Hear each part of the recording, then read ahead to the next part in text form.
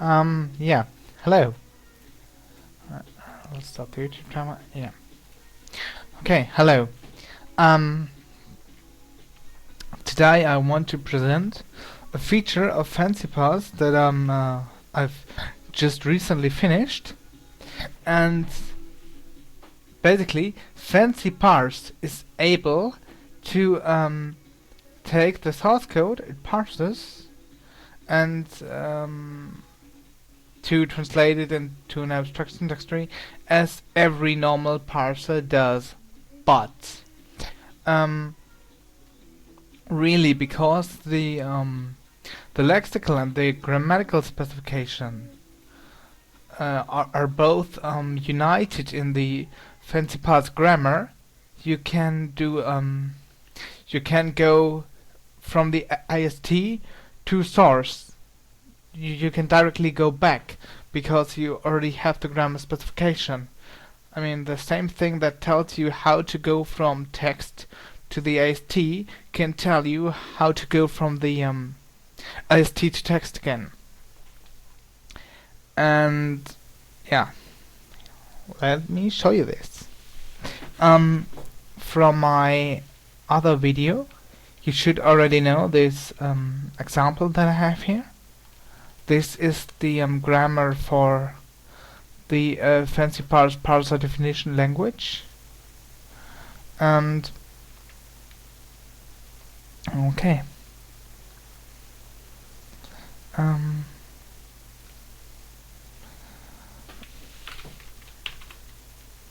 So here is this print function. This print function takes the parse tree that is created here. You can see it parses this thing and it writes it out to the screen.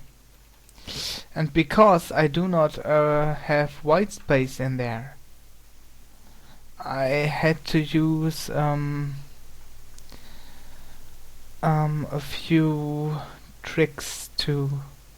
I had to modify this thing by hand. For example, I had to add this thing here, although this should now be possible automatically.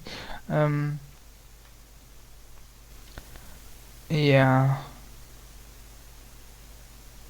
So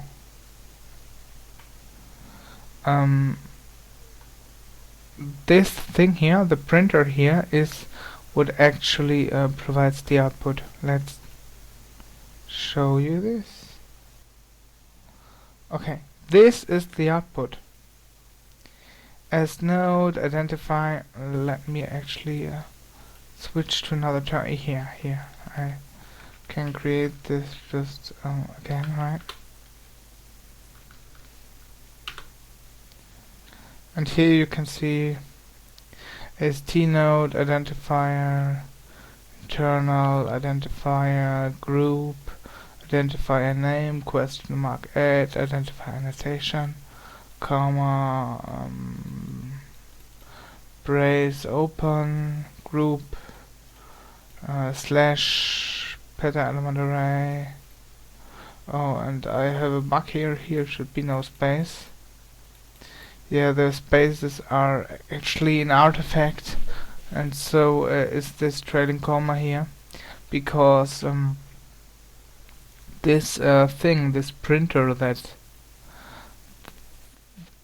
what you can see here is generated from the internal AST representation, and the printer for that is also generated automatically. And the printer here, you can see,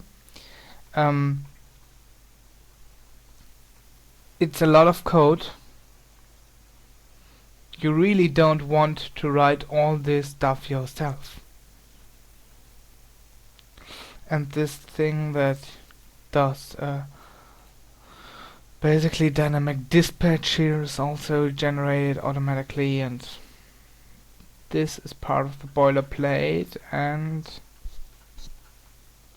this is part of the boilerplate, and that's it.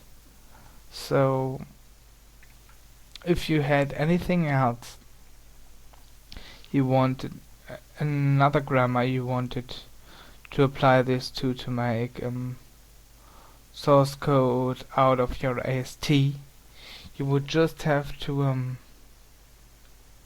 invoke the printer generator. Where here? Yeah, you would just have to invoke the printer generator. So this is this thing here, the GEN source printer.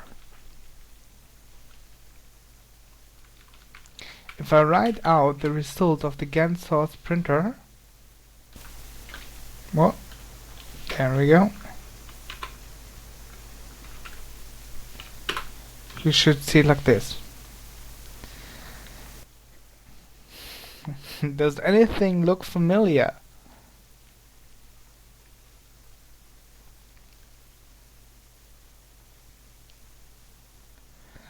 This does the right thing. Does it?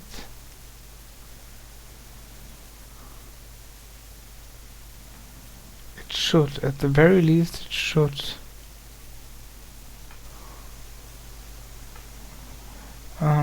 Identifier. Huh.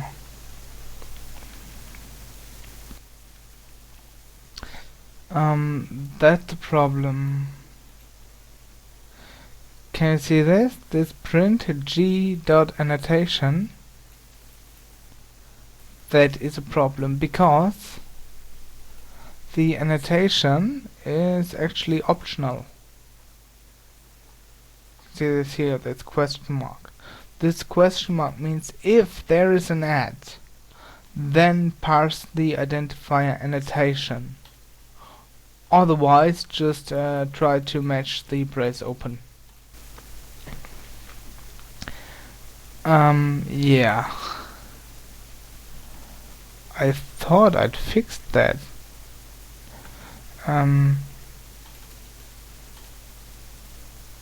I really thought I would have fixed it.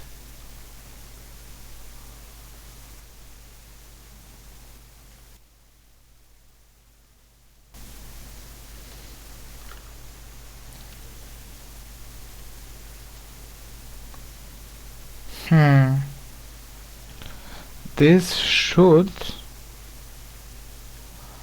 do the right thing when presented with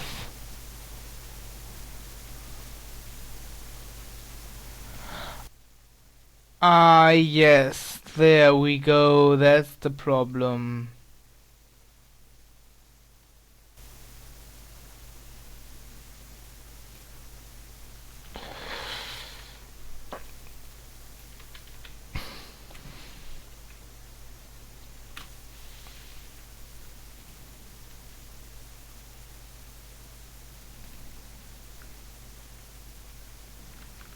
I actually, yes.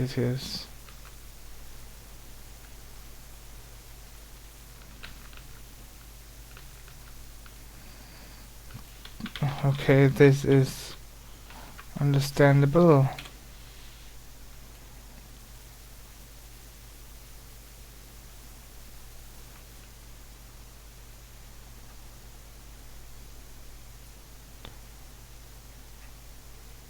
Oh no! Now the formatting is all off. Damn it. But yeah, now it checks if an annotation is actually there before it tries to print it.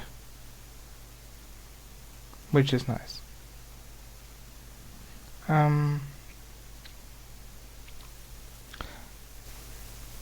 Okay.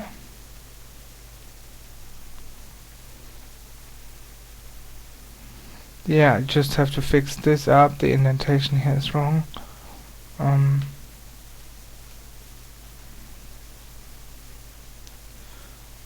This visitor pattern style thingy here is also wrong. Let me just fix it. How much time do I have?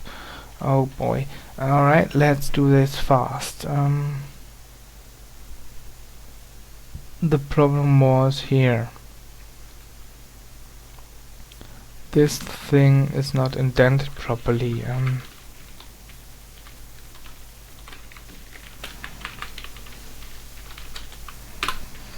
sent by ILBL, I think. Right?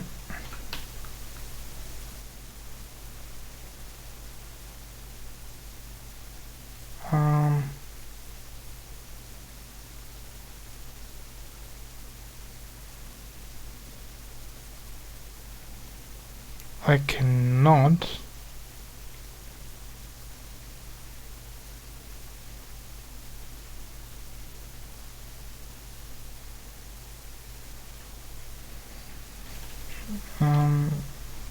Oh yeah, they should give back a construct, I think.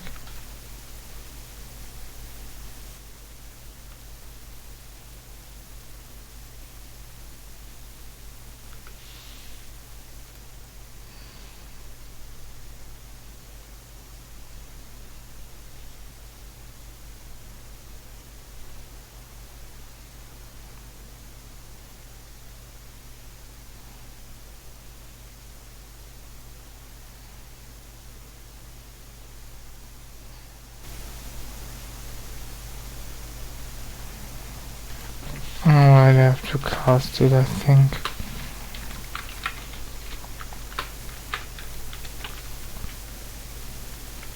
All of this looks ugly, but it seems to be the fix here. Yes. No. This fixed the indentation of that brace in this visitor generator. The other thing I have to fix separately because I have no time left. I'd say goodbye and yeah.